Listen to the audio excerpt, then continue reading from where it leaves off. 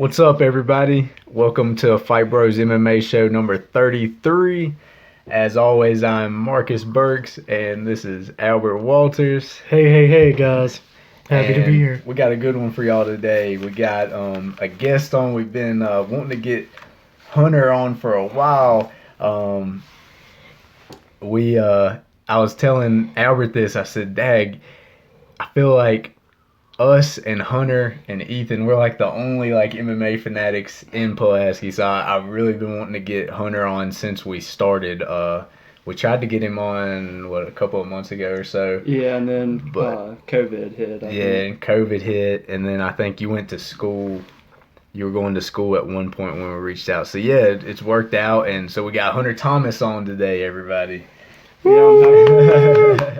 I'm happy to be on. Yeah, we got a great MMA mind. A true fanatic. Right I really felt like that needed like a crowd, like behind the camera, being like, "Yeah," and Hunter comes out like he's on Ellen, like, "What's up?" But yeah. So let's introduce ourselves. Like, what's up? Like, so who's Hunter Thomas? Yeah, I'm Hunter Thomas, as they mentioned. I grew up in Pulaski County. A few years younger than these guys, but I love MMA, and I'm really excited to talk it today. Sweet. So you're going to Concord right now, right? Yeah. Okay. I'm going to Concord and running track there. You're running track. What's your major there? Physical education. Sweet. Awesome, What do you want man. to do? Physical education. Like after college. That's what it is. Yeah, PE teacher. Oh, Yeah, P- physical, oh, yeah. okay. Oh, Sorry. yeah, you're good. You just didn't know. I wasn't Yeah. thinking of the acronym. Yeah. Sweet. But that's cool, man. That's what I kind of went back and forth with my major in that, so that's cool. Sweet, man. Well, But are you happy with it? What Yeah, are you, I am. junior? I'm a junior. I transferred from East Tennessee State, so I'm a little behind. So next year is when I'll start my student teaching. Okay. Well, that's awesome, man. Quick question. Why do people from Pulaski go to East Tennessee State? I've noticed there's a lot of people who do that. Or not a lot, but like a decent cluster. Yeah. Why is that? I didn't really notice that until I went there, and a couple people had went Yeah. before me, like Jake Callahan, and then Callie Ratcliffe went with me, and Okay. a couple people below me too. So. Really? Yeah, that's what I'm saying. Like, it seemed like first one I heard of was Brittany doing it. Yeah, Brittany's another Brittany one, is yeah. like one of the first ones I heard of doing it. And then it seemed like after that there was this little group of people that like went there to this college that like I've never heard of. Yeah, well, I mean, it's only about 2 hours away, so it's really not that far. That may be one reason why. And if you're in Pulaski County, you get in-state tuition, so I'm sure that helps too. right. Yeah. Oh well, yeah. I've been there for a strength and conditioning conference with Rafford when I was in school, and it seems like a great college, especially the strength and conditioning Did program. Al Johnson talk? He's a big, stocky guy. He probably did. Yeah. See, I know it's like Meg Stone and her husband. They're real big over there in the strength and conditioning. Like they write all the textbooks. So. Yeah, I know the strength and conditioning coach at ETSU for football. He's been all over the place. He's he's the real deal. So I figured he'd probably talk there if you out of there. He probably did. Yeah, I just can't remember the names. It's been so long, but yeah. But let's Hunter. Questions we always ask our guests about pretty much MMA. Who's your favorite fighter? Man, you know, the one that brought me in with Anderson Silva, and then John Jones really like kept me in it. Nowadays, man, I would say John Jones, but he's really been letting me down lately. Yeah. So Well, with and his fights or his like out of fight actions. Or just what? I mean, with his fights, even though like I think I don't know, the Dominic Reyes fight was close, but Yeah. yeah. Yeah. I would still keep it John Jones as my favorite fighter. Yeah, but his out of the cage antics and everything else makes it hard to root for him, but I'm still rolling with him. Yeah. And I ain't never asked you that before, but I thought that was your favorite fighter. Yeah. But yeah. Sweet. That's all right, man. Yeah, I know No, you're. but John Jones, I know you're a DC guy. Yeah, but, I'm a DC guy, I like but- DC too. Yeah. But I don't know. He's just the one that really kept me in the sport. Yeah. So, Well, DC is one of those people you just can't not like. Yeah. well, I mean, when he was first originally beefing with John Jones, not many people liked him. Yeah. And then when John Jones started getting in trouble, and then when DC started, like commentating and being an analyst, everybody was like, "Oh, this guy's not that bad." Yeah. And you got to see his like comedian side. Like he's a funny dude. Oh, But yeah, and he does it the right way too. yeah. So. And here's another one for you. Is there a certain fight or something that drawn you into being an MMA fan? Like, did you just randomly run across it one day on TV, or somebody tell you about it, or something? Like, how did you get to be like a fanatic? Yeah, well, my dad was always like he always watched the fights, and I was pretty much so. I mean, I've been a fan for ever since I was young. But the fight that I remember watching UFC 100, my dad got it. We were huge WWE fans, and Brock Lesnar was fighting UFC 100. So he was fighting at UFC 100. We watched that one. I mean, it didn't really catch my eye. And then we watched, I think, UFC 101 is when Anderson Silva fought Forrest Griffin. Okay. And we watched that one, and I watched Anderson Silva just go into the Matrix against Forrest Griffin. And ever since then, I think that was in 2009. So you've been keeping up with it like strongly since then? I was still a casual then, and then we got the fight when John Jones fought Shogun for the title. And then when he put on the performance he did, I was like, man, this guy is like crazy. So ever since then, I've kept up with it quite a bit. So, and I think that was UFC 127 or 132. It was somewhere in there. It was 130, 120 range. Sweet, man. Oh, jeez. That's cool. You've been a fan before me. I think what got me was, I believe, it was Diaz McGregor 2. Yeah.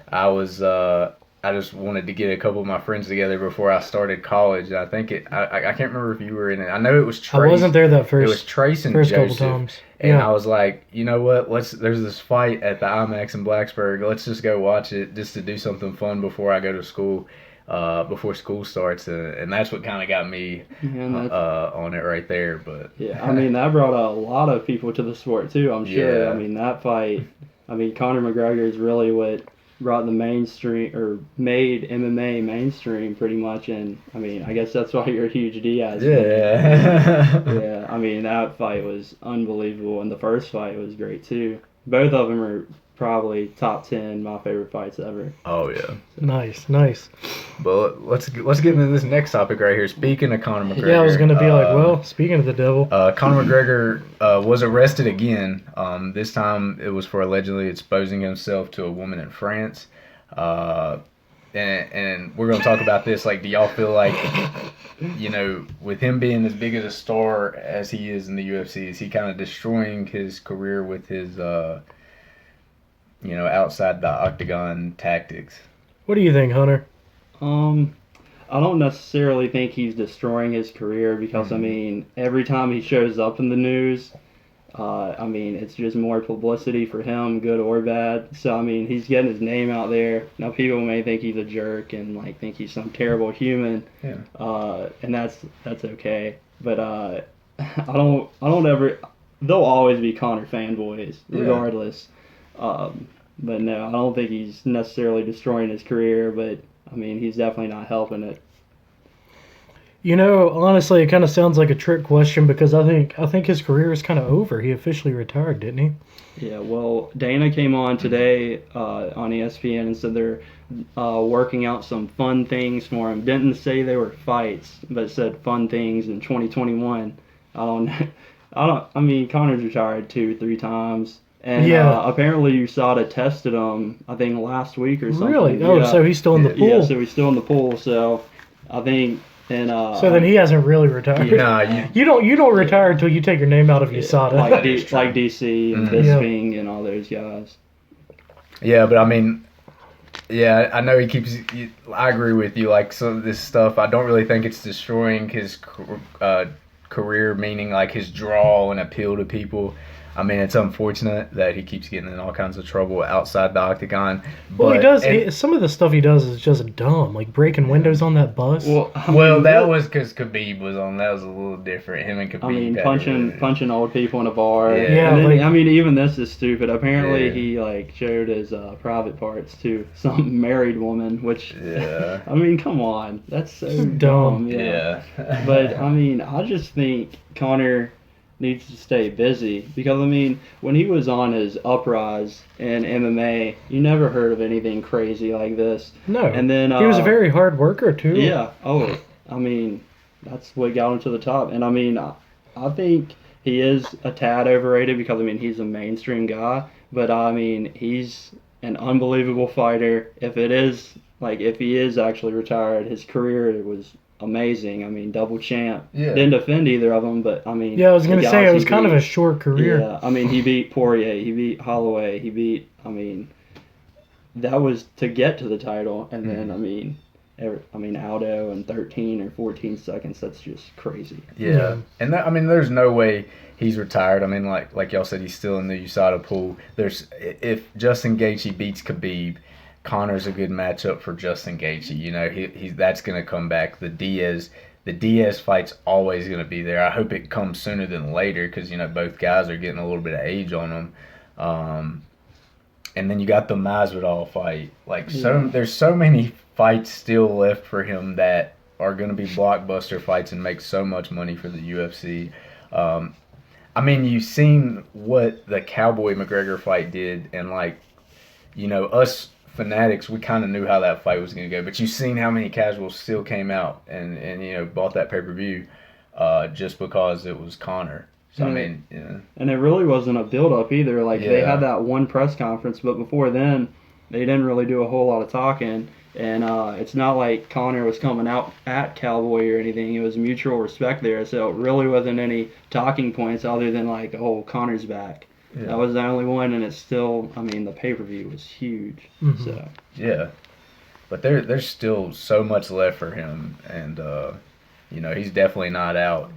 But I think if he retired out of the UFC, WWE'd be good for him. that's a lot of options for everybody. He's a very showy guy, Yeah. though. But one thing about the WWE is there's some big guys. Yeah. Conor's 5'9", probably walks around at about 180. And I Yeah. mean, he could fit in, but he's not going to be no high flyer, and he's not going to be no big powerful guy. Well, See, yeah, WWE yeah. has a cruiserweight division that's for 205 and under. Oh, if that really? says anything. Yeah, I haven't watched WWE in quite a while. They have so- weight divisions now? No, it's just it's pretty much another option for Raw and SmackDown. They have 205 Live or something. I don't keep up with it hardcore, but I mean, you had. Yeah. I remember when I was watching it, Floyd Mayweather came in and had a feud with the Big Show. It was some Yeah. short stint. I mean, he could do something like that. yeah. Yeah. I just don't think he'd be a commentator for the UFC. I don't think he'd be good at it. DC is great, Yeah. but I don't He know. would- I don't think his attention span can last for 3-4 hours one night. Connor, I think, is just happy. I mean, I think he wants to fight again, but if he doesn't fight again, I think he'll be just happy, Yeah. being outside of the cage, just being crazy like he has Yeah. been. The And I mean, endorsements Burger his King and whiskey yeah. he has 2 kids now, I think. Yeah. I don't know. Conor McGregor's just a wild man. Yeah. Yeah. So speaking of one of his dance partners that he's had, came in the news yesterday. So let's talk about this for a minute. Floyd Mayweather, undefeated boxing, possibly in that GOAT conversation, is supposedly facing Logan Paul, YouTuber, in an exhibition set for December 2020. Didn't that kid just get arrested? His brother. Apparently, his What's his brother brother's got name? raided by the FBI or something like that. They're both So- popular and they're both in combat sports. What's his Kinda, brother's sorta. name? Jake Paul. Yeah. Which one did the Suicide Forest thing? Oh, that was Logan Paul. Yeah. That was this kid? That was Okay. probably 4 Yeah, 4 years several ago. years Yeah, ago. Okay. Sorry, I get the two mixed up all the time. So, why is Floyd wanting to fight Logan Paul in the cage? Easy money. That's my thing on it. Is it's just all about money, and it makes no sense at all. Logan Paul is not proven. And he's proven to be a big draw. Now his fight with KSI that did humongous numbers, and I think they charged like what $20 on YouTube for it. Yeah. And DAZN was behind it too. Eddie Hearn, yeah. And but Logan Paul, I mean, what is? So we would be talking about at the lightest, Logan Paul could probably fight at 170, 185. Yeah. He's a big dude, so. Yeah, and we're talking Floyd. Like, I think he fought Conor at 176, and I think that's probably like, I don't know. That I just don't understand. Like, it's gonna look like. Rocky, the Rocky movie versus Drago, and like you got, you don't have in that movie they're saying this is heavyweight. Like, nah, man, Rocky in that movie is like not at all close to Drago's weight class. Well, I mean, I remember before the Floyd and Conor fight, it was a ton of boxing analysts saying like, oh, Conor won't even land a punch, and that's somebody who has like. Combat sports, like a great resume in combat sports and striking. Logan Paul, like I really think he would not land a clean punch, not even close to a clean punch on Floyd Mayweather. It's just gonna be quick money. I remember he was getting hit with like some wild shots by KSI, like not a whole lot of technique and stuff, and I don't know. I think Jake Paul, what I've seen is a better boxer than Logan Paul. Yeah, I thought Jake is supposed to be fighting Nate Robinson, and Nate Robinson, that's my dude, but I don't know, man. I don't know about that one. But, Nate Robinson's he's an athlete, so I'm sure he can adjust, and I'm sure if it's a long enough camp, he can get as well trained as Jake Paul. Oh yeah, that is true. But I don't know. Boxing. I'm a fan of boxing, and I have been for a while. But it's just kind of sad to see fights like Mayweather and Logan Paul, and then Tyson, and I'm having a blank right now. Roy Jones Jr. When you have fights like that, and they're not putting together Joshua and Fury, or getting Fury and Wilder 3 going, and then you're getting like Terrence Crawford and Earl Spence. They can't get that one going.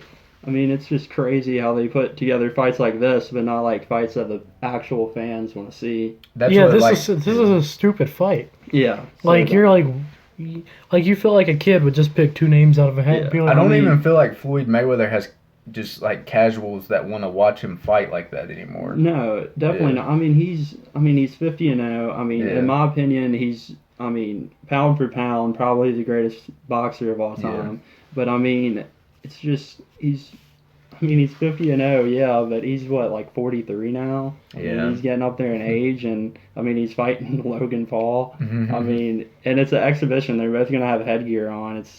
That's boring. Yeah. That makes it less. It's already not interesting. Yeah, and like Dana said, the state of boxing is like pretty desperate. I think he said that. He was quoted saying that the other day. That guy blows money left and right. Really, what's keeping boxing up is Tyson Fury, Deontay Wilder, Anthony Joshua. That's what's keeping boxing kind of up. And even Lomachenko is fighting Lopez, I think, which that's going to be a great fight. But nobody like outside of like boxing or combat sports is going to be like, oh, I can't wait to watch this fight. But Fury and Wilder, or Fury and Joshua, can like really blow the sport away. Oh yeah. But if Fury, in my opinion, I think he'll beat Wilder a third time. And if he beats Joshua like easily, or if Joshua beats Fury easily, then like that's killing like the next heavyweight, and it's just going to be one heavyweight ruler, which is great. But at the same time, boxing's lacking stars right now. They have Canelo, but he's in a feud with Oscar De La Hoya now, and I don't know, it's just craziness going on. Yeah. And then you got Gervonta, is that how you pronounce it? Gervonta Davis. Yeah. I know Ryan Garcia, a couple of names in there, but those guys aren't really fighting right now. Yeah. And I know Ryan Garcia, he's in a feud with Oscar De La Hoya too. Everybody who's under promotion with Oscar De La Hoya seems to be like just hating him now. I don't know what's going on there, but I don't know. I know it's a ton of different promotions, DAZN, Golden Boy, which they're combined, I think. But I mean, so many different promoters. And then you got the WBO, WBA, and I understand it's hard, but I would love to be like matchmaker or a promoter one time and put together like the best fights. And like boxing could be back to what it was when it was as a primary combat sport. And I still think it's a little bit ahead of the UFC and MMA, like due to like the worldwide aspect. Yeah. But I think MMA and UFC is closing in on boxing pretty quick. It is, and ESPN, being on that ESPN platform has helped them tremendously. Yeah, and ESPN Ringside or Top Rank, that contract is coming up to an end, and once that contract comes to an end with ESPN, I don't see ESPN renewing that because, I mean, they don't do any numbers unless, I know Fury fought on ESPN Plus a couple times. That's probably the only time they really do numbers. Terrence Crawford isn't fighting anybody. He's on it, but, I mean, when he fights, it doesn't do great numbers. Yeah. So, I mean, I don't know. Boxing's not headed in the right direction. And, I mean, it could be because it's tons of great fighters and could be so many great fights, but just won't put them together. Yeah. Well, you know, and I agree with that completely. But what still surprises me is how do boxers make so much more money? That's what I've always been. That's about. like they don't have the. I mean, I feel like they have a fan base, but their fan base is dying. But because their fighters are not fighting. Yeah. If you look at it like Canelo, he has that huge deal with DAZN. He signed that like before he even did a fight. So like he has like a baseline of what he makes per fight. Yeah. But if you look at like the undercard, like if you look up the undercard pays of Wilder and Fury, if you look at like the guy who opens up the pay-per-view or opens up like on Showtime or whatever they do it on, like they get paid so little compared to like, I mean, who's a gatekeeper in like the UFC? I can't really think of somebody, but the gatekeepers and the contenders, I feel like they get paid probably a lot more than like the contenders do in boxing until they make it like big time. Yeah. Okay. And like, I mean, Wilder gets paid a ton, but if you look at based off his like draw, because I know the huge thing came out with John Jones winning Wilder money or whatever. If you look at Wilder and Fury, it did like 900,000 pay-per-view buys.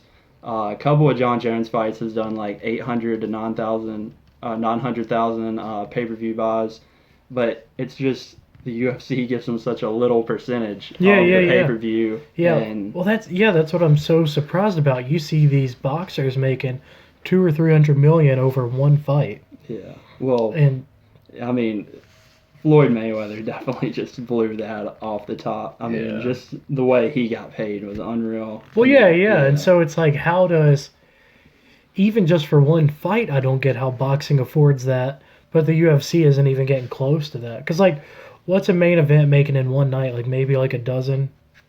Like, What? like a dozen million, like 10 million, 12 million for the main event? Like, I don't know. For UFC. For UFC, I don't even think it's that. I know that like they get like pay-per-view buys, but like the disclosed amount they get, I think, I'm on John Jones because like he was in the talking of wanting to get paid more and this and that. He gets paid like $500,000 per show and gets no win bonus or anything. So just 500. That's pretty much all champions. Flat. Yeah, that's pretty much all champions. Oh my gosh, that's insane. But that's not like that's only the that the public can see. So like he gets pay-per-view points. So like he gets a percentage of the pay-per-view points, but it's like very little. I know Dana White's came out and said like he gets paid like good enough. I know DC's talked on his podcast with Helwani how he gets paid. I know his first fight against John Jones, he said he made $1 million, which that was UFC 182. I'm sure when he was a heavyweight champ fighting Derek Lewis, he was making way more than $1 million. Yeah, and I know like guys like Alistair Overeem, they have a set base where they've had so many fights. I think Overeem gets like 300,000 to show now. Yeah, and that's like I know when JDS Junior Dos Santos fought Rosenstrike, he got paid like, I mean, it was a pretty lofty amount. It was like $250,000-$300,000 just for show. Yeah, no, there's a lot of guys like that. Like you can see some of these guys that used to be real good, and like that's why UFC, like when they start losing a lot of fights, UFC kind of wants to get them out of there because their contract, like, I don't want to pay you 300,000 to be on not even the main event of the prelims or something. Like there's some guys that even like Jim Miller, who fought not too long ago. He's fought, I think he's tied for most wins in the UFC or second or something like that. Similar contracts, yeah, and he gets paid like $250,000 to show and stuff like that. Why do you think Cowboy fights all the time? He gets something similar like that. Yeah. That's just insane to me. That's what they're getting compared to boxing. Yeah, it's pretty insane. Yeah. It blows my mind. Yeah, it's really crazy. Yeah.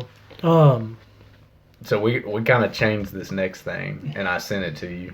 But so yeah, probably the biggest news around the UFC and just the MMA world has been Michael Chandler, the biggest free agent on the market. Who is he going to go to? We now know he is with the UFC. They have officially signed Michael Chandler from Bellator, former lightweight champion in Bellator. He is now standing by to be the backup in case Khabib or Justin Gaethje can't fight. So he's going to make weight and everything, be there for fight week. They said he's actually going to weigh in on fight day because Dana White's like anything can happen.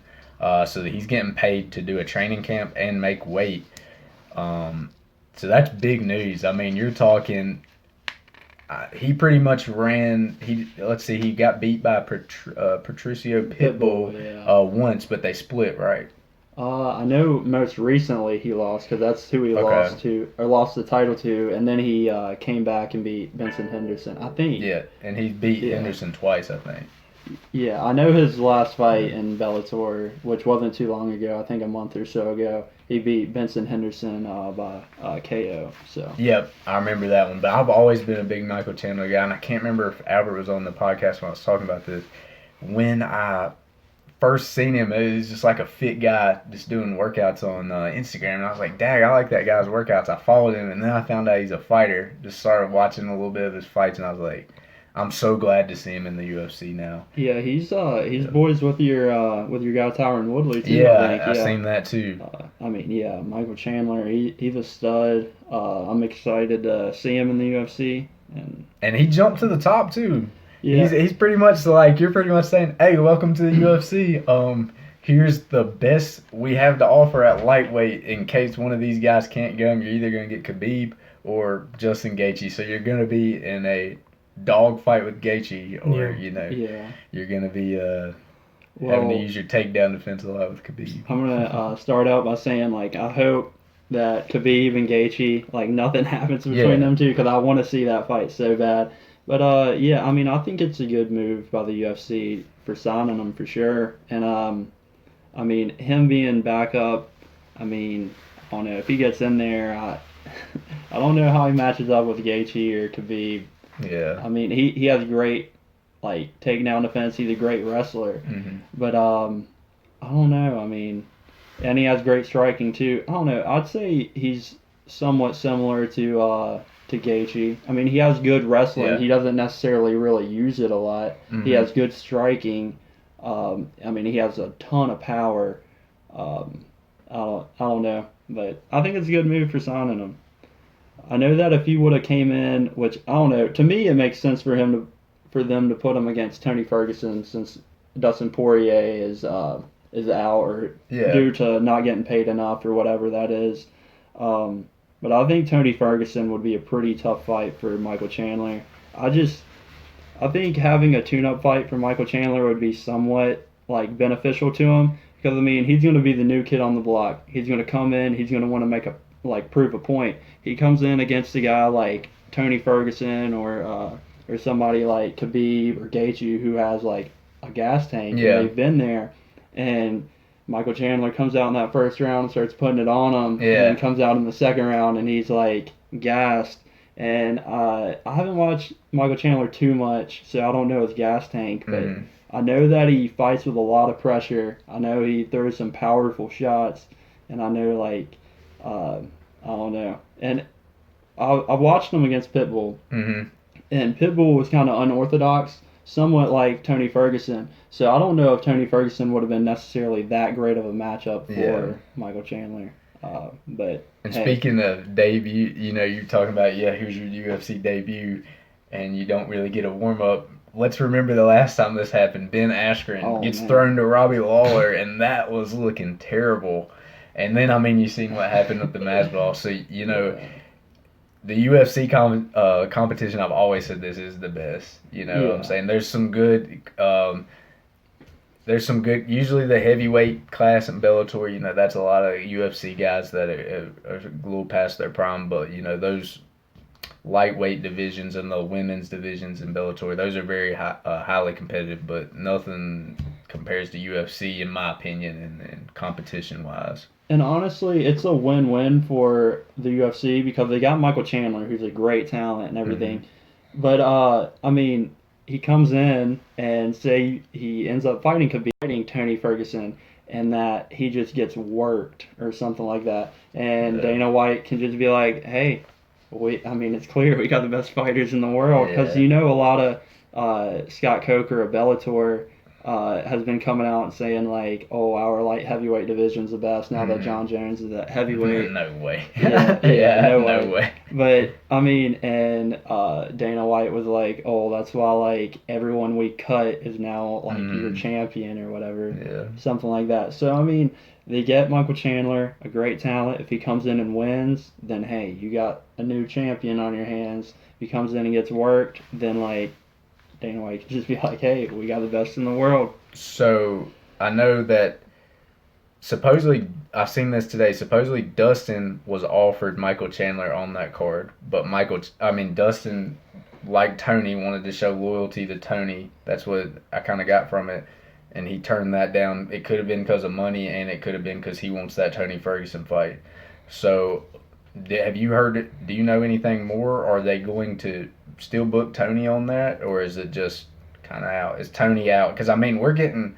You got to have that stuff booked by, Yeah. because that one's what in October 20th something or 9th. I don't know. It's Yeah. either late teens or early 20s, somewhere around then. But as far as I know, Dana has came out and said that Tony is fighting on the card. But from what I've seen is that Tony Ferguson isn't necessarily interested in fighting Dan Hooker or any of the other guys like Yeah. Benel Darish or however you say his name. Yeah, I put him on there. He's kind of an up and comer. I seen Yeah. stuff good. There's no win-win. Like if he beats Ferguson, he's like, oh, he just beat Ferguson and Well, he deserves to be here now. He doesn't. Ferguson doesn't want to have somebody make a name off of him. Yeah, I saw where he was in talks of fighting Charles Oliveira. I don't know if that came to fruition or anything, but Yeah.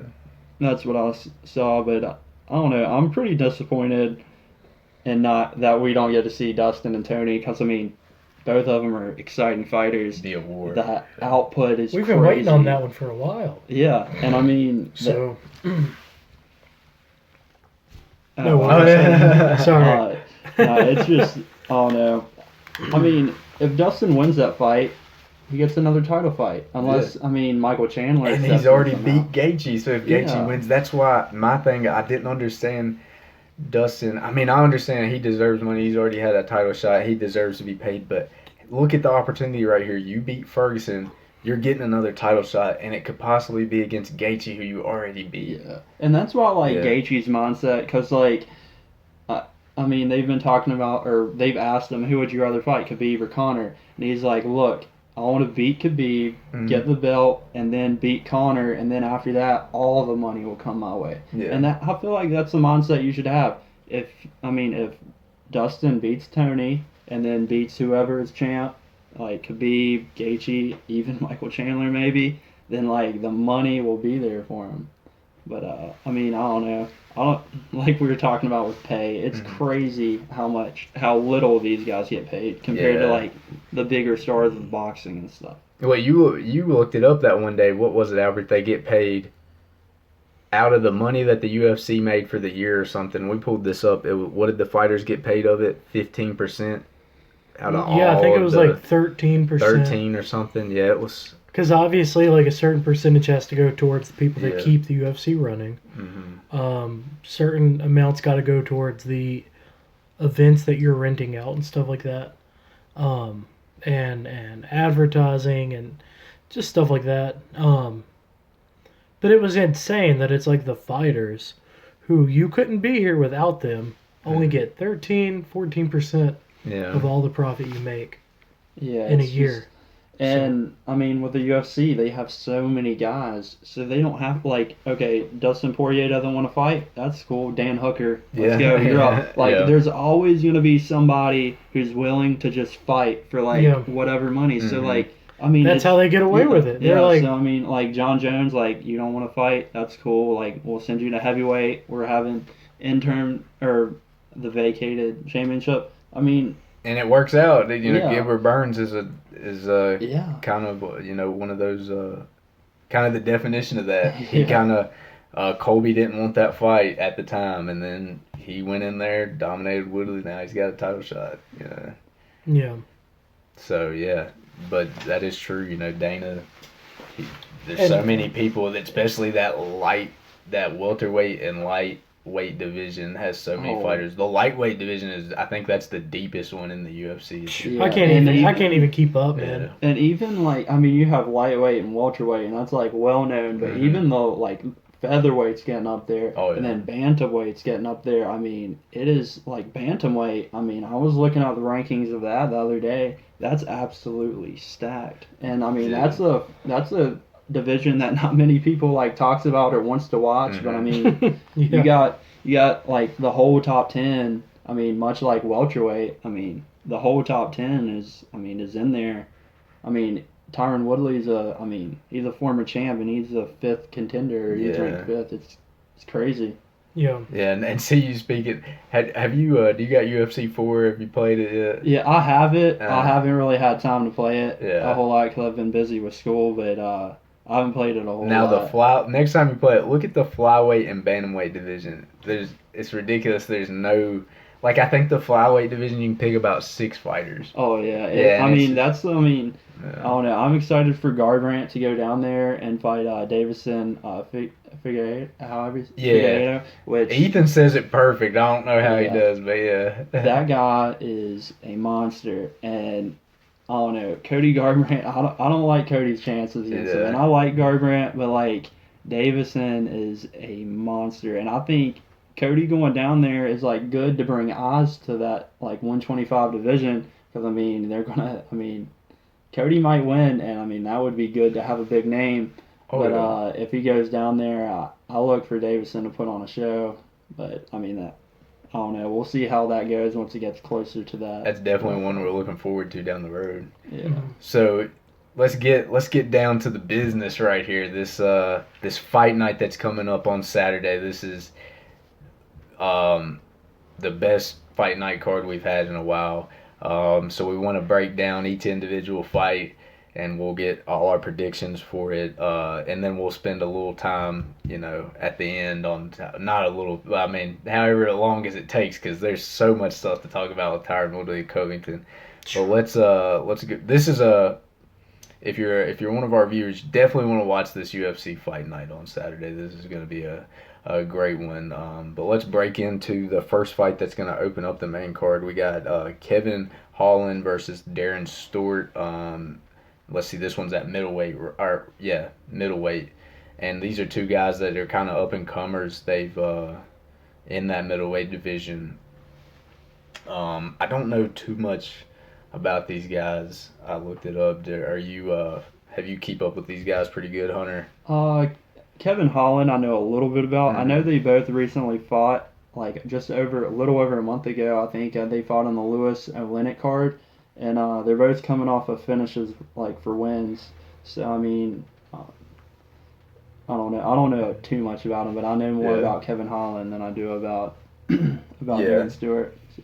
I know a lot of people say Darren Stewart looks like Tyron Woodley. They always have they do look the same with that chin strap they have, and so that some people call him like mini Woodley, but Yeah, I mean, I don't really know too much about it, but I think I'm gonna go with Darren Stewart on this one. Mm-hmm. Yeah, I'm gonna go with Kevin Holland. Darren Stewart's kind of been in and out of the UFC. Um, Kevin Holland, I think, has 3 straight wins or something. So I'm gonna go with Kevin Holland. I don't know by how, but I'm just Yeah. Sweet. Hey, it's hard to predict by how, man. Yeah, MMA is crazy. Yeah. What about you, Albert? I don't know. Just either pick one. a name, man. Let's go with Holland. Yeah, that's not a bad pick, because, yeah. Because you said, I'm just going with him because you said Stewart's kind of been in and out. And Yeah. I think people like that don't always perform the best. Yeah, I mean, I think he fought in the UFC last, obviously, and then he was at Cage Warriors the fight before. So, I mean, I don't know. I mean, we'll see. Yeah. And the next fight right here, we got Mackenzie Dern. She is definitely one that is up and coming. Very popular name in the women's, let's see, she is blanking on this one. Her last fight, or her only loss was to Amanda Ribas. So, And I want she's to at say 115, I think. Or either 115 or 125. Yeah, and she, her name's really popular. A lot of people are really high on Mackenzie Dern, and yep, like you said, I believe she's 8-1. She only has 1 loss, and she's facing Ronda Marcos, which I don't know too much about her. Yeah, But I think she's like 10-8. So I Okay. mean, she doesn't have the best record, but I mean, I don't know. MMA is crazy. yeah, Mackenzie Dern's mainly just jiu-jitsu, and she like. Yeah, that's I mean mainly her thing. striking improved, but it's Yeah. mostly to set up like a takedown or to Mhm. like catch guard or something like that, but or to fall in a guard. I don't know. Yeah. Mackenzie Dern, she looked good in her last fight, and I mean her only loss was to Amanda Ribas, who's the Mhm. real deal. She like destroyed Paige Van Zant, so. Oh no, I'm going with Mackenzie Dern on Yeah, this one. that's who I'm going with too. Sweet. Make it all the way around, Albert. What you got? You already know. So you're Nice. going with Dern too? Yeah. All right. So this next one, this is one that I'm looking forward to, man. This one's gonna be exciting. We got Johnny Walker, man. He's coming off 2 losses. That bad TKO to Corey Anderson, and then he lost to. Is the guy's name Krylov? Krylov Yeah. in his last fight, and that one was kind of getting ugly too. Yeah. I remember watching that He's one. gassing out, and I don't know. And he's facing Ryan Spann. Ryan Spann, let's see, this will be his 4th fight in the UFC. He's had 2. He got popular off the Contender Series. Is he kind of an up and comer? Yeah, and he fought. I believe he fought at the Contender Series and then fought at UFC Jacksonville. And so he's kind of an up and comer and looking for somebody to make a name off of, and that could possibly be Johnny Walker. Do you think they're trying to put Johnny Walker do you think he's seating himself into the gatekeeper position? Well, see, the thing about Johnny Walker is he keeps changing training camps. Yeah, he went to TriStar, which is like the famous gym of like Faraz Zahabi, who trains GSP. He trains Rory McDonald, people like that. He was there, and now he's at SVG under John Kavanaugh, which is who trains Conor McGregor. So, I mean, I don't know. It's crazy with Johnny Walker though. I mean, I believe the hype. I remember after he beat one guy via flying knee. It was like a really That was awesome. Yeah. I remember that. And when he did that, I was thinking like, because I mean that's a light heavyweight. He's 6'6". He's a big dude.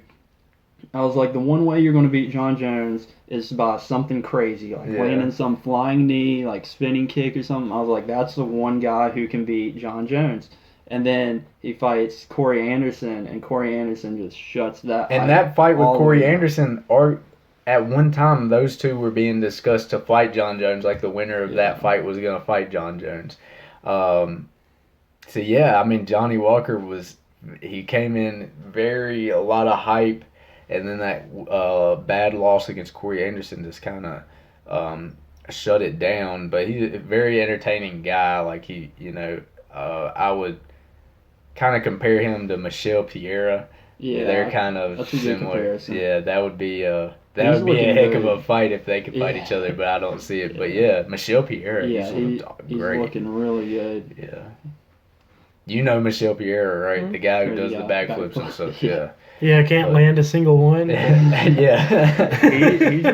He's been looking sharp though. Like he's been working on his like all around game, and like he's Mhm. been looking good. Yeah. Yeah. But let's go ahead and get a prediction for this one. I'll go last or something this time. Well, I'm wanting to see Walker win. Yeah. Yeah, I hate to see somebody lose like 3 in a row, but I'm going with Ron Spann because I mean the one thing with Johnny Walker, he throws a lot of crazy strikes. Like Mm-hmm. so always trying to look for that flying knee. It's like something Gassed always. himself his last fight too. Yeah. Yeah. And the one thing with Ron Spann, like he's a real like technical boxer and everything. And I mean, when you're facing somebody who's as technical, or I mean, not like he's some technical like crazy technical Ron Spann, but I just feel like Johnny Walker doesn't set up any of his strikes, and he's going to eventually just gas out. So I'm going to go with Ron Spann. I could even see a Ron Spann TKO in the third round with Johnny Walker just gassing himself out. Yeah. I'm gonna go with Johnny Walker on this one. I think I don't know, just something about he looked real in shape, man, at the press conference and stuff, and that's what's kind of putting it for me. Which I don't know too much about Ryan's fan. He might put his name on notice in this fight, which but I'm gonna go with Johnny Walker for this one. I think he'll recollect himself and get himself on a winning track again.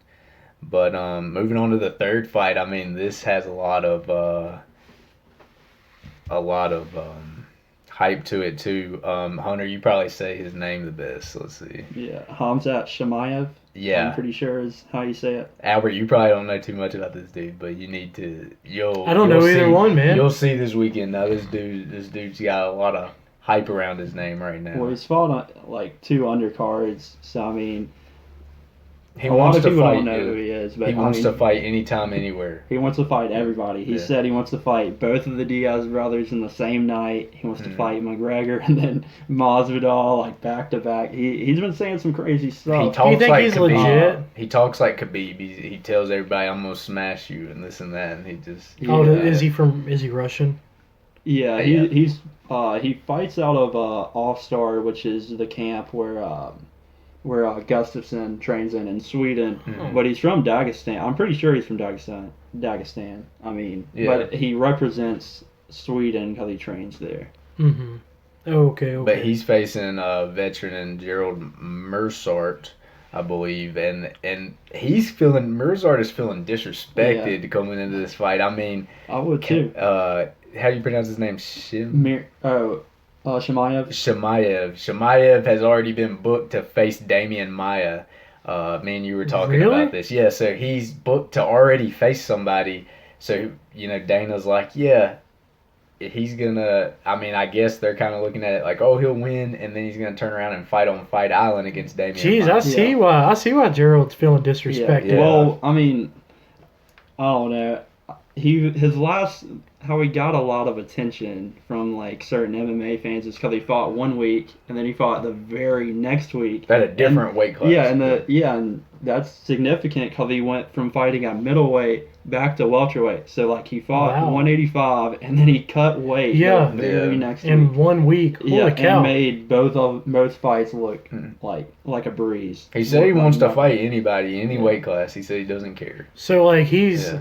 he's crushing it right now. Yeah, I Yeah, mean, he's well, an 8-0, so he hasn't. I think he's had 2 or 3 fights in the UFC, so he's fairly new. I mean, he's a young guy, but I mean, he's promising. I don't Yeah. necessarily know if the UFC is pushing him too hard, like the UFC has done in the past, like with Johnny Walker Mhm. and then Darren Till. I mean, they've pushed a lot of Damian guys. Maia, even if he can get by a veteran and Mersart, Damian Maia is going to be a tough fight. Oh, unbelievably tough. And I mean, a young guy like Shemaev, I mean, just he likes to take down his guys like Khabib. That's why Mhm. like he gets a lot of comparisons to Khabib. And against a guy like Damian Maia, And- I would not want to take a guy or be on the ground with Damian Maia. I mean, he probably has the best jiu-jitsu in all Yeah. of MMA. And I don't know. That's And Merzart's kind of big, man. yeah. He I mean, looked it's just got a different frame and stuff, and he's a veteran. I know they were kind of going at it today in the press conference. Shemev was making fun of him because he said you got submitted. What did he say? You got He submitted said, by somebody. you're by Jack Hermanson, and Yeah. Jack Hermanson wasn't a black belt, or because he called Mearshart out for his black belt. Yeah. But he said, "Why didn't like you got tapped out by a guy Yeah. who wasn't a black belt?" And Jack Hermanson, and he was like, "If I tap you out, well, you give me your black belt." Yeah, because So, he was saying it took me 3 years to get my blue belt, but he was pretty much making fun of Mearsart's, I guess, team system, saying like they're just giving away black belts over there. you yeah, know? I mean that's a, Yeah. I mean that's a real, like, That's a It is big a real deal. thing. that's Yeah. a real thing, like in MMA. It's a I know- slap in the face because Yeah. Woodley didn't even get his black belt until like Submitted holding his to. title. Oh, yeah. Yeah. So like, And there's a lot of guys like John Jones is just a purple belt, I think. And I mean, everybody like recognizes his ground game. Conor McGregor is a brown belt. I know you don't see his ground game, but like if you watch some of his clips and stuff, like he does have good like defense on the ground. I mean, he got choked out by Diaz and Khabib, but like Diaz is a black belt, and he's like he has probably one of the most underrated jiu-jitsu games in the game, in my opinion. yeah,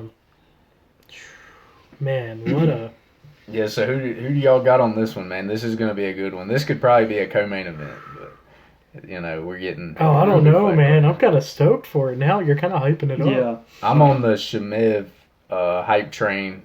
I'm gonna say that he keeps rolling with this one. yeah. I'm gonna go with Shemaev as well. Yeah.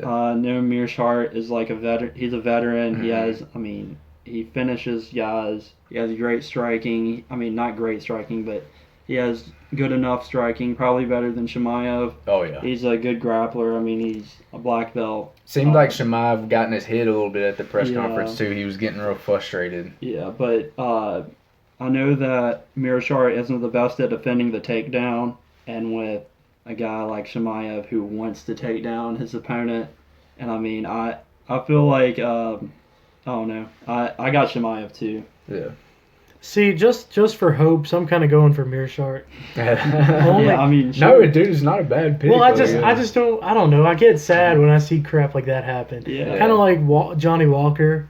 Like if Ryan Spann beats him, if he beats him in a bad loss, who knows what's gonna be next for these guys? So like, Yeah. I think it's just I'm just going for him because like my heart's there. Kind of like Cowboy. I will always be on Cowboy's side because I don't want to see anybody mess him up. Yeah. Well, So- Mearshart's already reigned on one parade. Duran Wynn, who's like who people thought was the second coming of DC. I remember looking He at ended that. up Mearshart beat Duran Wynn, and I don't. Wynn's been having a hard time. I think he lost to Darren Stewart too. Yeah. Hmm. So I mean, I don't know. He's reigned on a couple parades already, Yeah. and I mean he's a veteran. I mean he's been there, and I don't know. I could definitely see how Shemaev gets a little over anxious and takes Mearshart down, and then Mearshart somehow gets a submission or something. Because I mean he is a black belt, so I mean, and he throws so many submissions. Like he tests a lot of people in that way. He doesn't always succeed, but he stays busy. And Shemaev with like lack of like experience, I could definitely see how he could get in trouble. But I don't know. I'm going with Shemaev. Yeah. So I guess we know who you got for this co-main, Alfred. Since you just always, said it. always. But co-main event, just straight war right here. Two guys that are gonna throw down. We got Nico Price versus Donald Cowboy Cerrone in the good co-main. fight. Yeah. Oh yeah, really good. And now, do you remember Nico Price's? Do both of y'all remember Nico Price's up kick on James Vick when Yeah. he was down? You remember that, don't you? Albert? Yeah. Yeah, that was crazy. And I remember when the first time Nico Price caught my attention when the UFC was on Fox still, and it was a fight night, and I was watching it. One of his knockouts is like him from the bottom. It was towards the end of a round, I think it was.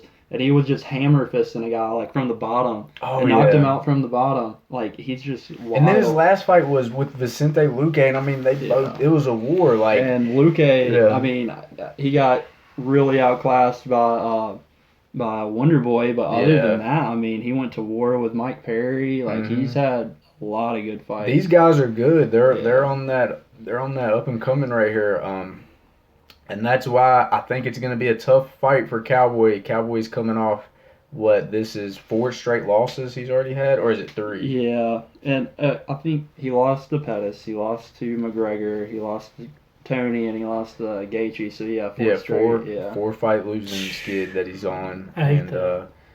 to me, I'm going with Nico Price. Even though I feel like Cowboy is more skilled, I feel like Nico likes to go out there and throw down. I feel like Nico, I don't know, man. I feel like Cowboy kind of looks drained sometimes. Yeah. Like, I don't know, man, but it's like, I don't know. It's like he has a hard time putting on muscle mass or something. He just I just think he looks very small at 170, and I think which Nico kind of does too. Like, I think Nico's a little bit more taller. Maybe that's why he looks real skinny at that weight. But I just think Nico's power and stuff, even though if it's not, power. So strategic.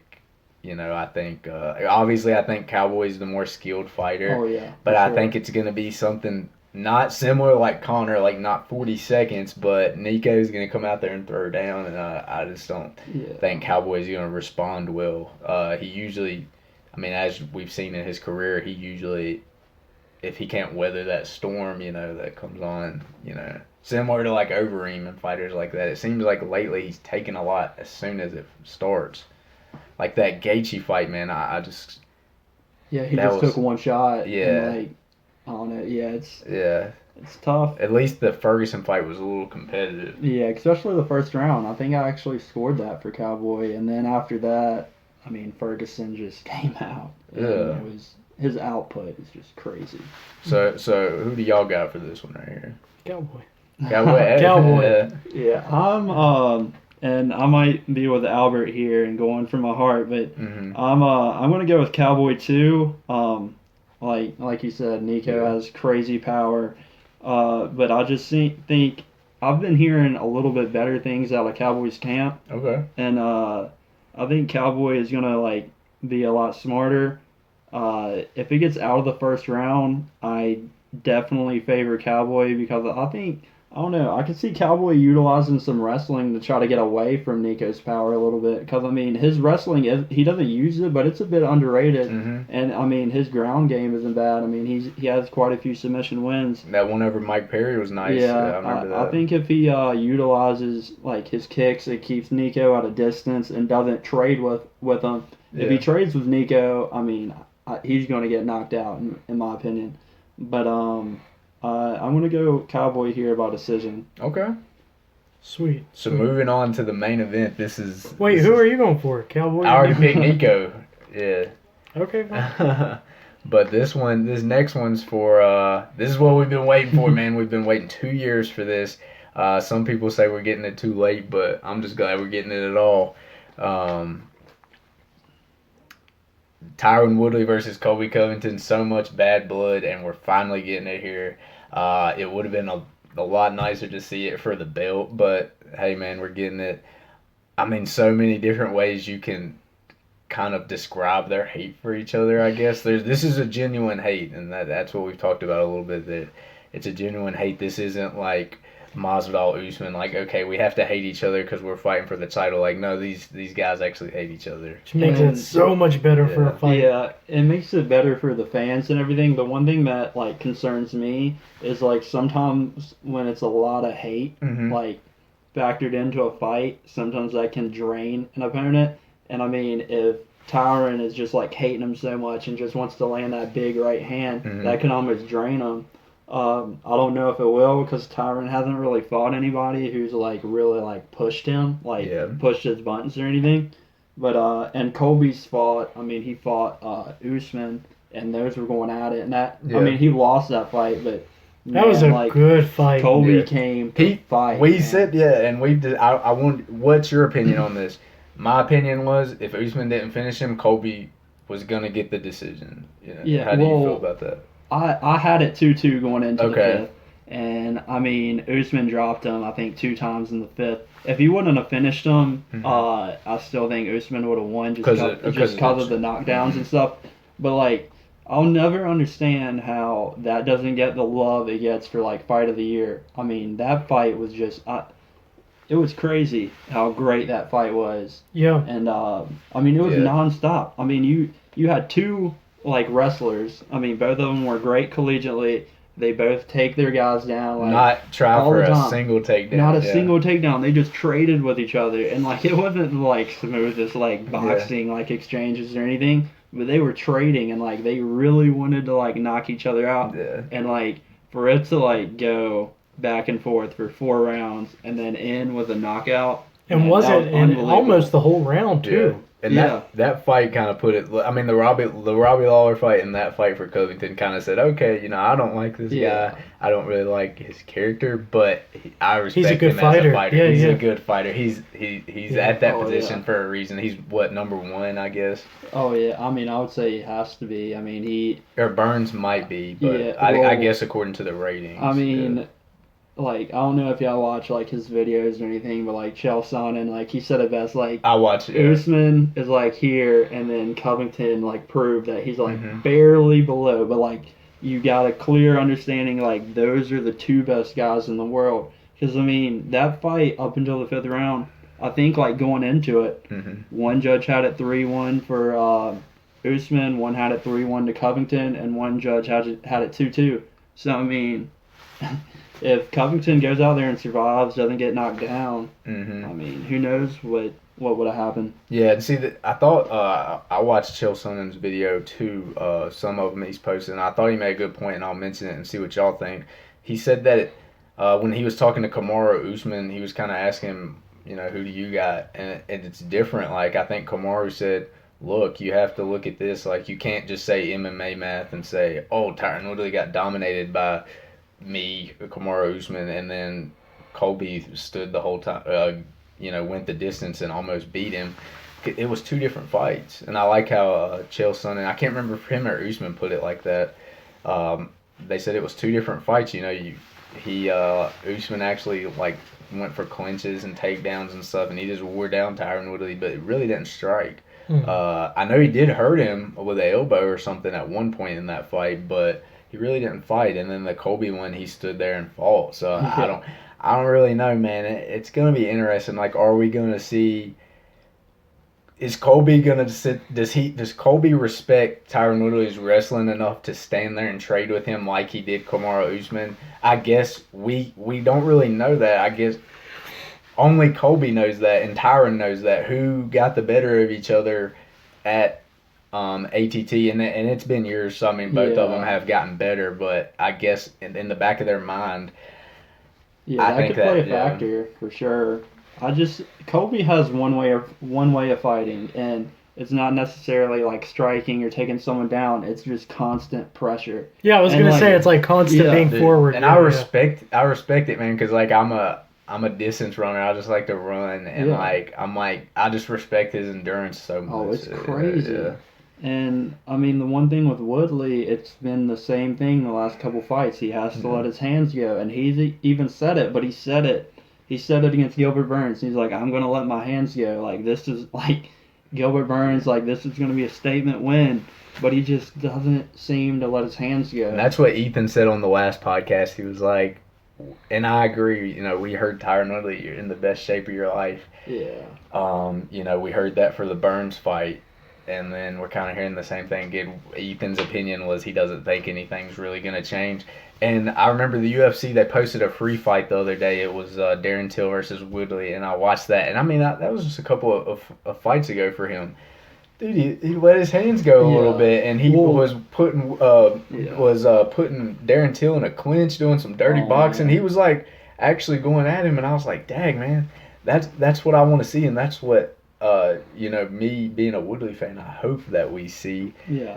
And I agree with you too. I wanted to bring this up. I think Woodley is taking that hate, and I think he's putting a lot of pressure on himself. That's what I was telling my girlfriend. He's putting a lot of pressure on himself, because just looking on the outside, Colby hasn't talked a lot. He's been silent, and Woodley. And then, Woodley talked about it being built up as a political fight. He's kind of been talking that a little bit lately. And I think he's putting a lot of pressure on himself. There's already a bunch of pressure without all that talk. You're on a 2-fight losing streak.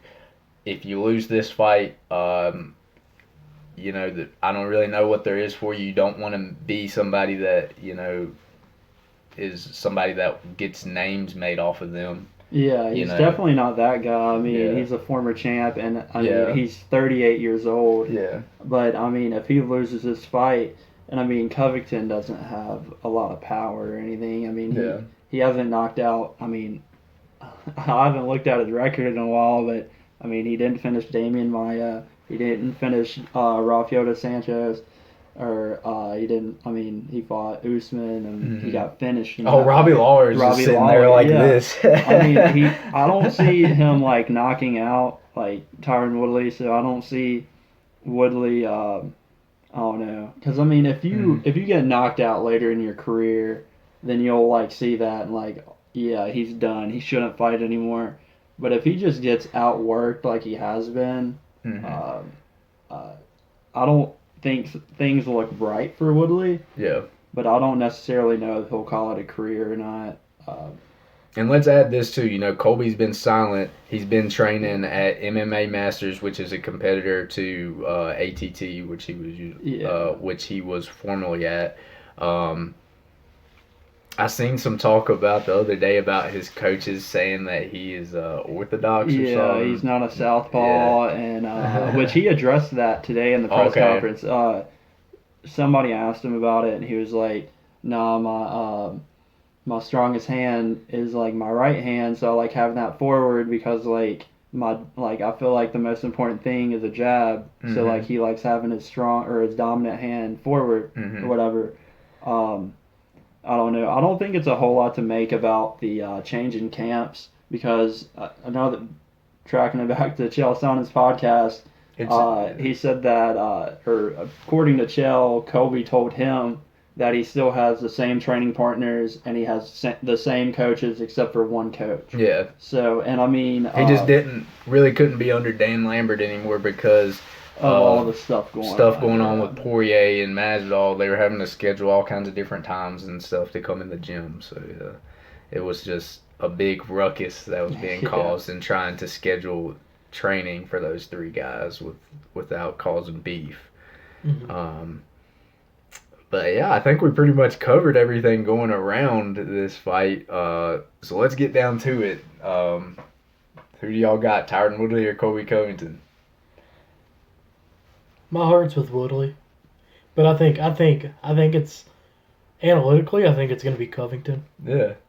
Yeah, I mean, I don't know. Just basing off the last couple fights, and I'm not trying to like get into like. I mean, it's not MMA math. It's just like seeing Woodley's performance the last couple times and versus Covington's last performances. Yeah, and I mean Covington's output and what Woodley struggled with is output from Burns, output from Usman, even though it's two completely different ways of like getting output put on you. It's the same thing, and I'm not gonna believe Woodley will let his hands go until he lets his hands go. So I'm going with Covington too. Yeah. So I guess y'all know where I'm at on this. I'm going with Tyron Woodley. That's one of my favorite fighters, probably my second favorite fighter under Nate Diaz. I believe that he understands his back's against the wall. I believe he is gonna let his hands go. I hope he does. He understands. That's who my heart's with. I think his coach is. It seemed like his coach. Let's see, who's his main coach? I forgot. Dean Thomas. Dean Thomas. Yeah. I forgot his name. Dean Thomas last fight. I mean, he told it to him straight up in the Burns fight. He's like, "Man, you're losing. You gotta let your hands go." And I mean, Tyron didn't, but I hope that Dean Thomas is kind of putting that in his head and making him understand, man, your back's against the wall. Like, you can't. This is a must-win. And I mean, DC mentioned that it's a must-win for Tyron Woodley if he loses this fight. I mean, there's nothing really that makes sense next for him in the UFC. There's nothing. And honestly, you can look at it the other way. I mean, a lot of people's not talking about it. Say Colby gets knocked out by Woodley. I mean, that's 2 in a row, 2 knockouts. And he's 32, so he's much younger than Woodley. But, I mean, he would go down to, 4 or 5 in the rankings. Yeah. And, it'd be tough for him. It doesn't feel like a lot of pressure is on Colby, but if you look at it that way, like if he loses to Woodley, I mean, what's next for him? Because Yeah. I mean, maybe Leon Edwards. That makes the Masvidal fight less popular if he loses to Woodley, I guess. Oh yeah, I would love to see Masvidal Covington, but he's got to win. Yeah. So, I mean, that is true. That's a good point. But I think Tyron Woodley's gonna let his hands go. I think he understands. I think we're gonna see something similar to how Tyron Woodley or how he kind of started that Darren Till fight. I don't know though. I think he kind of understands. I think he's gonna let his hands go, and letting your hands go, you got to keep your head's gonna be open a little bit, so you're gonna take some shots. And I think that's kind of what he's avoided lately. Is he got hit with that shot from Burns, man, and he even said it. He said that kind of just took him out, and that's what we can't get. We can't get that Tyron Woodley that after the first round you see the look in his face that he doesn't want to be there, and he's admitted that happened. Yeah. Even like when he was the champ and he was knocking out Darren Till and dropping Wonder Boy and like the Damian Maia fight against him is forgettable, but I don't know. Even then, like he's put out a lot of tape out there. Everyone knows, like, I mean, Wonder Boy had him on his back foot the whole time, and then Woodley just countered him with. He just wants that counter right. Yeah, he's got to do more than just wait for the counter right too. And he's got more skills than that. He's got his black belt now. He can wrestle. He's got to do more than just wait for that counter right. Why he doesn't like wrestle offensively is beyond me. Yeah. And I didn't follow Wood. I know he was in Strikeforce and he lost to Rory like early in his career and. But I didn't really keep up with him until he beat Robbie Lawler for the belt. And then after then, like, I mean, I liked Woodley and stuff, but even, like, against Wonder Boy, I mean, especially in the second fight, I mean, you saw glimpses of, like, not letting his hands go. I mean, he let him go, I think, the very end of the fight and knocked him down and pretty much won him the fight. I really think he was winning fights before, like, because of the counter punch. And now we're just kind of seeing, like, people, not... They're fighting smarter than to just get hit with that counter punch. So, yeah, I agree. I'm going with Woodley, but he's got to do more. Yeah. Woodley's one of those guys I can't bet against, even if analytically it's not his way. He is a huge dog. Yeah. Oh, yeah. I don't know if y'all have, like, it's an app I have on my phone. It's called Verdict or whatever. And you get to, like, pick your fights and stuff like that. And you get to see the odds of the fight. And, yeah, Colby's pretty big. Yeah. Pretty big. Colby's, like, minus 385. Wow. Yeah. I mean, I'm betting on Woodley, but taking emotions out of it, I think Colby has a better chance. Yeah, I'm just going with Woodley. I think he understands. I think he's gonna let his hands fly. I hope so. If he doesn't win, I think he is gonna let his hands fly. Probably in that first round. I think he's gonna. I think there's just a lot of hate there, and even he might. I'm not saying he's gonna do it the whole time. I think he's gonna let his hands go. Worst outcome would be when he let his hands go, he gets hit with a hard shot, but and he's then not going to get. Yeah. I mean, I don't know. Colby's not going to knock him out. I understand. Yeah, he's not. You can like anybody can be knocked out in MMA if you just get that clean shot.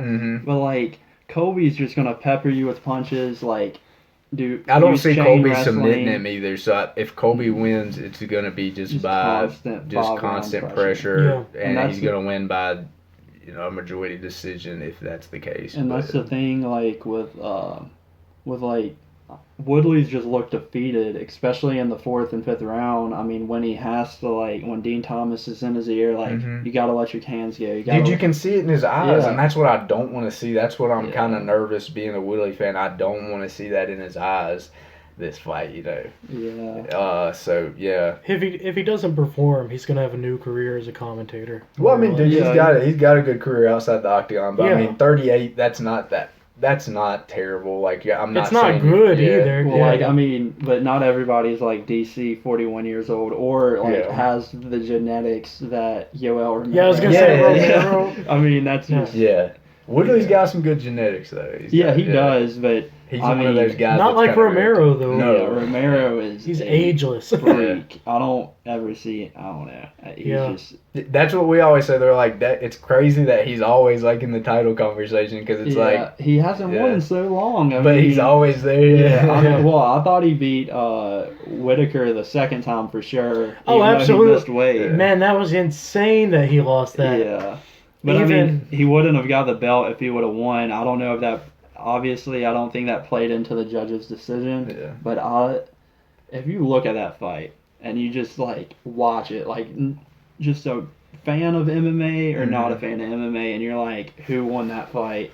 Like, it's no way you say Robert Whittaker. Yeah, yeah. over And I thought Romero. and I think you commented on my post the other day, that fight between him and Paulo Costa, I thought he got it. Now, I'm not, Yeah. I did say it was robbery, and you Yeah. you made me think about it a little bit more, and I was like, nah, it wasn't Yeah, robbery. it but was such a close fight. But I was and like, I loved that fight. I would love to see that again.